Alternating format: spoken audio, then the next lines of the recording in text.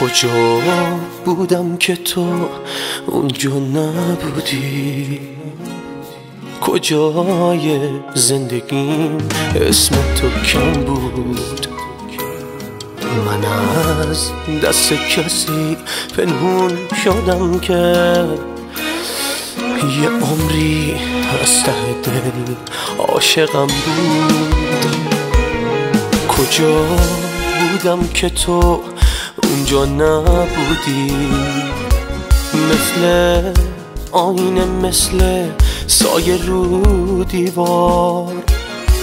کجا حس تو ممکن بود اما نفهمیدم برای چندمین بار.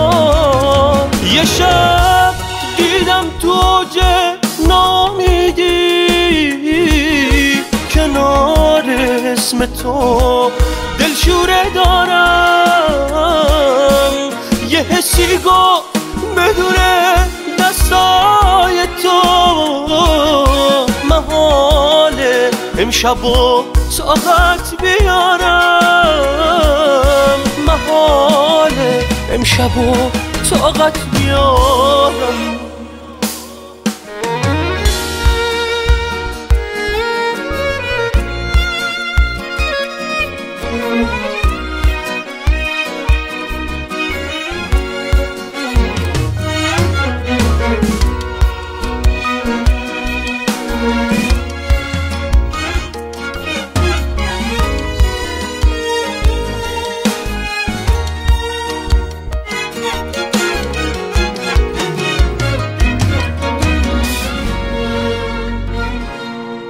به اسم تو رسیدم بعد عمری، میخوام از حس دنیا بیخبر شم. برام فانوس روشن کن عزیزم، نمیترسی از این تاریک تر شم؟ کجا بودم که تو اونجا نبودی؟ مثل آینه، مثل سایه رو دیوار.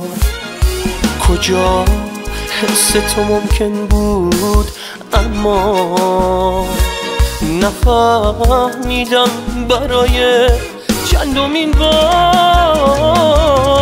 یه شب دیدم تو اوج نامیدی، کنار اسم تو دلشوره دارم.